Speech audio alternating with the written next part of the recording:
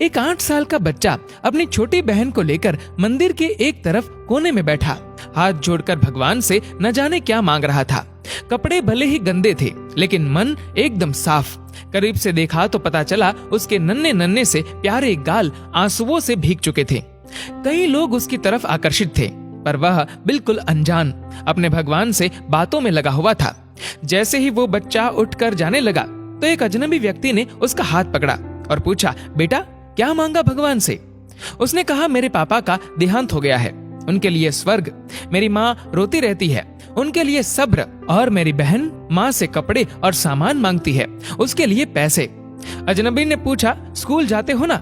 उसने कहा, हाँ जाता हूँ। फिर व्यक्ति ने पूछा, किस क्लास में पढ़ते हो? तो बच्चे ने कहा, अरे अंकल पढ़ने नहीं, मैं तो चने बेचने जाता हूँ। माँ चने पैक करके देती है, मैं वही पैकेट स्कूल जा बेचता हूँ। कई बच्चे मुझसे चने खरीदते हैं, हमारा यही काम है। बच्चे का एक एक शब्द अजनबी की रूह में उतर रहा था। अजनबी ने न चाहते हुए भी पूछ लिया कि क्या तुम्हारा कोई रिश्तेदार नहीं?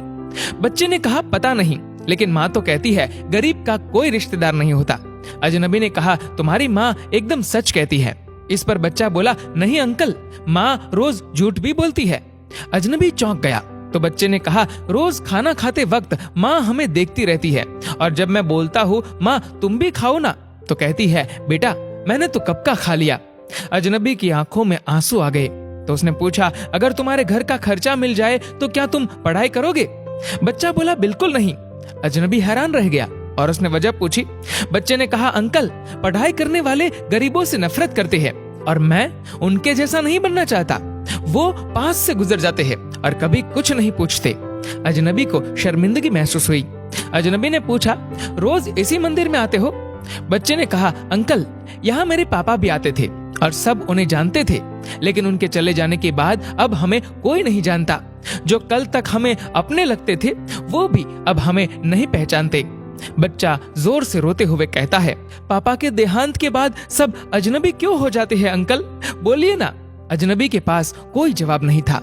ऐसे न जाने कितने बच्चे, कितने परिवार हमारे आसपास रहते होंगे जिन्हें ये भी नहीं पता होता कि वह शाम को खाना खा पाएंगे या नहीं।